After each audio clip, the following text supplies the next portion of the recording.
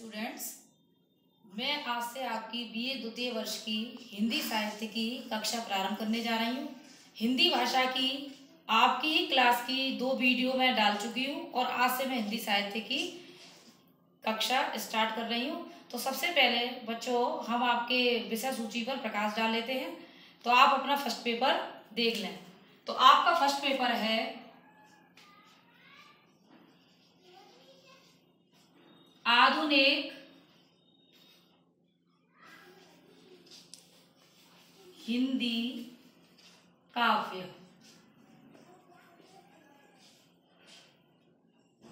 और इसके अंतर्गत आपके निर्धारित 6 कवि हैं।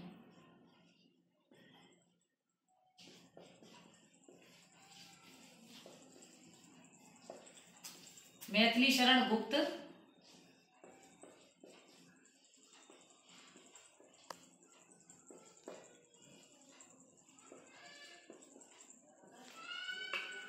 सबसे पहले हैं आपके मैथिली शरण गुप्त। सेकंड नंबर पे हैं आपके जयशंकर प्रसाद। थर्ड नंबर पर हैं आपके सुमित्रा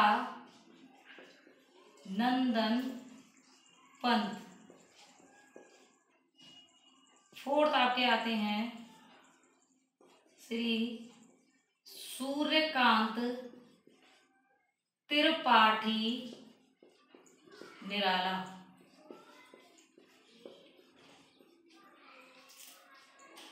फिफ्थ नंबर पे हैं आपके महादेवी वर्मा। 6 हैं आपके जो निर्धारित कवि हैं रामधारी सिंह दिनकर।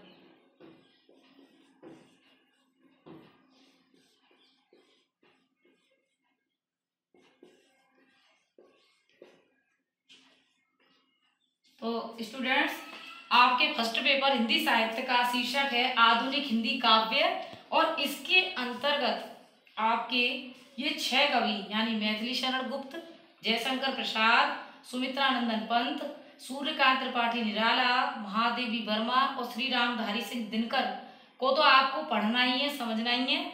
इसके अलावा आपके द्रुत पाठ में 4 कवि का और आपको अध्ययन करना है। अब हम चलेंगे सेकंड पेपर की ओर।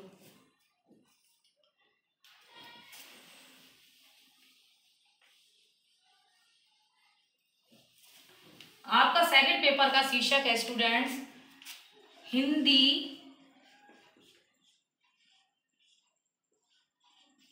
कथा साहित्य। इसमें आपके 2 उपन्यास हैं और एक कहानी संकलन की बुक है आपकी।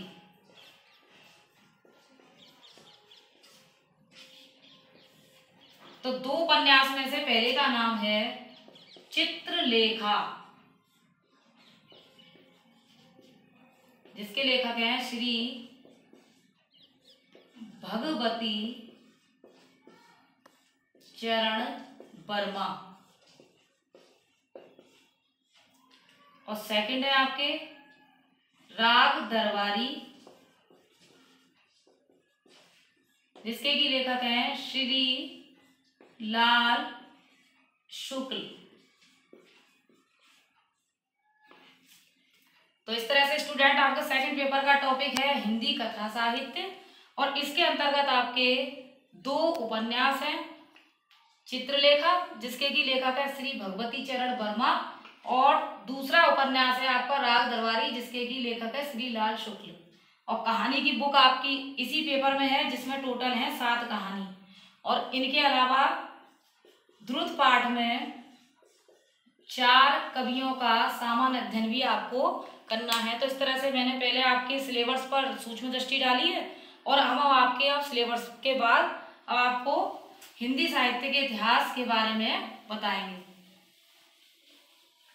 हिंदी साहित्य के इतिहास पर प्रकाश डालने का कारण स्टूडेंट्स ये है क्योंकि सबसे पहले हमारा विषय है हिंदी साहित्य। तो हम बताएंगे कि साहित्य क्या है, क्योंकि पेपर का शीर्षक भी है आधुनिक काव्य संकलन और सेकंड है आपका हिंदी कथा साहित्य। तो पहले मैं बताऊंगी कि साहित्य क्या है।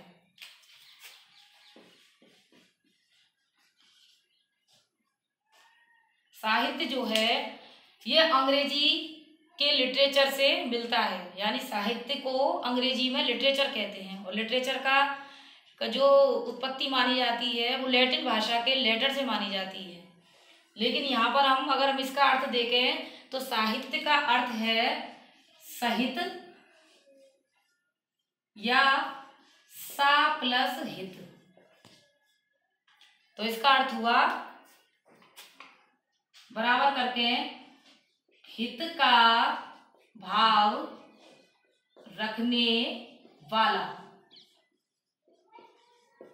अगर हम साहित्य का अर्थ निकालें तो साहित्य का अर्थ इस आधार पर निकलेगा कि वह ललित कला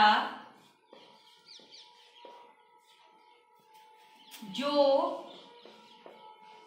दूसरों के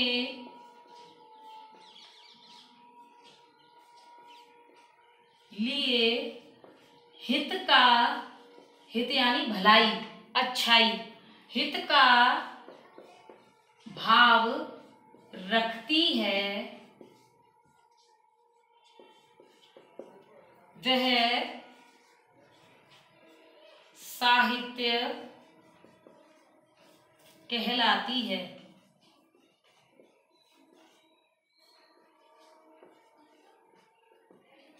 तो ये तो मैंने आपको साहित्य का अर्थ क्लियर किया। अब हम इसके बाद चलेंगे हिंदी साहित्य के इतिहास पर, एक सूक्ष्म दृष्टि डालेंगे, क्योंकि हमारा आधुनिक कालखंड को समझना आवश्यक है और उसके लिए हमें हिंदी साहित्य के नामकरण को और उसके कालखंड को समझना भी आवश्यक है। वैसे तो स्टूडेंट्स हिंदी साहित्य का नामकरण अलग अलग विद्वानों ने अपने हिसाब से किया है, लेकिन हमारे यहाँ पर श्री रामचंद्र शुक्ल का हिंदी साहित्य का उपयोग सबसे ज्यादा उपयुक्त माना जाता है। उनका नामकरण, उनकी समय सीमा, तो हम उन्हीं के अनुसार से देखते हैं।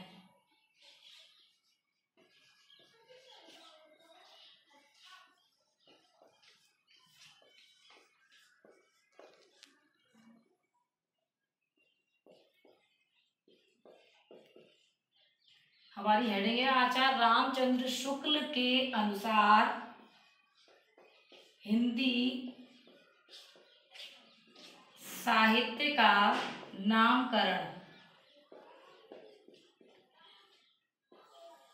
तो स्टूडेंट्स रामचंद्र शुक्ल ने हिंदी साहित्य का इतिहास इस प्रकार किया है, जो मैं आपको स्पष्ट करने जा रही हूं। आदिकाल, और आदिकाल का अन्य नाम भी आप लोग जान लें, इसको कहते हैं वीरगाथा काल।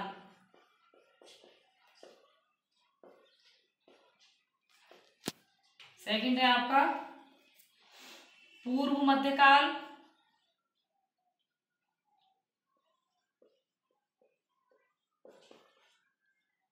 इसको कहते हैं भक्ति काल। थर्ड है आपका उत्तर मध्यकाल, और इसका नाम है रीति काल। फोर्थ आपका आता है आधुनिक काल।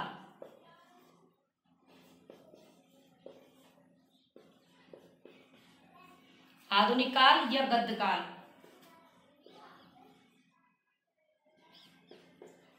अब ये तो हुआ नामकरण,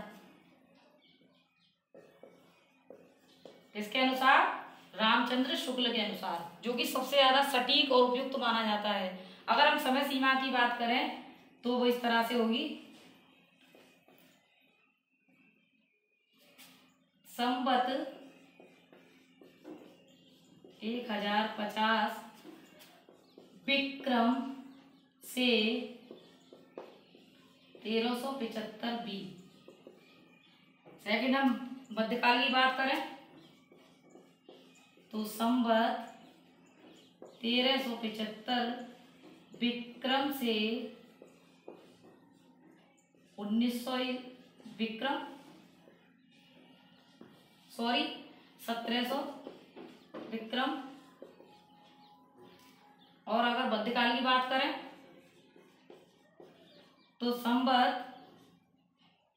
1700 विक्रम से 1900 विक्रम, और आधुनिक काल की बात करें तो संवत 1900 से अब तक। अब आप पूछेंगे कि संवत क्या है, तो संवत होती है स्टूडेंट्स एक काल रूपी गणना। तो ये अर्थ है संवत का अर्थ काल रूपी गणना। अब आप कहेंगे कि ये सन क्या है, संवत क्या है।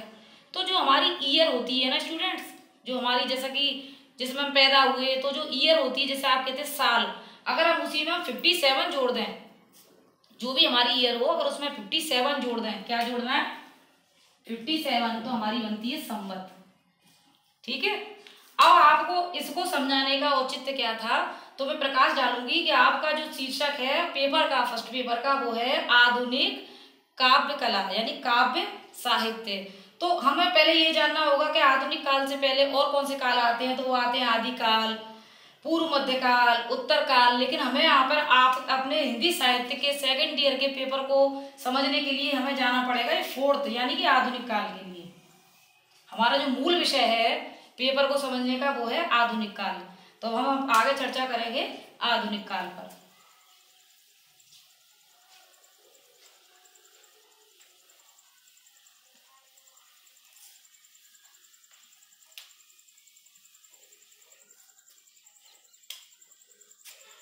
तो स्टूडेंट आधुनिक काल जिसे कहते हैं गद्य काल भी कहते हैं अन्य नाम, इसके दो भाग किए गए हैं। कितने भाग किए गए हैं? दो। पहले नंबर पर आता है गद्य और सेकंड नंबर पर आता है पद्य। तो पहले आज हम समझेंगे गद्य काल को। तो आधुनिक काल के टोटल भाग कितने होंगे? दो। पहला गद्य, दूसरा पद्य।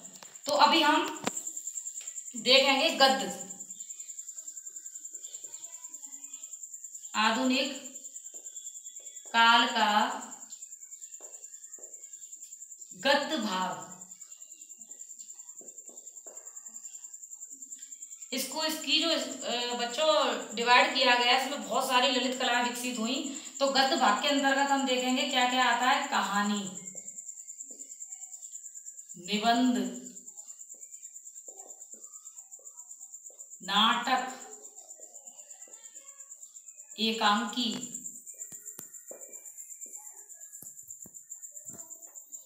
इसके बाद में संस्मरण, फिर आता है स्टूडेंट्स रेखा चित्र,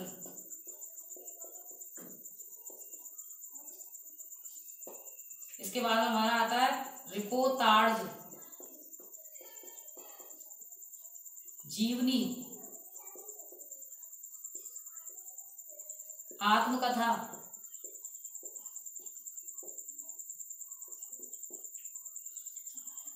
दलित वर्ग, दलित विमर्श,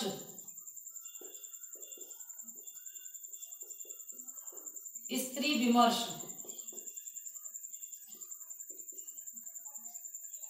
तो इस तरह से और भी अन्य विधाएं हैं। तो ये सारी की सारी जो विधाएं हैं ये गद्य का ही एक भाग है। और गद्य का कौन सा? आधुनिक काल का गद्य भाग।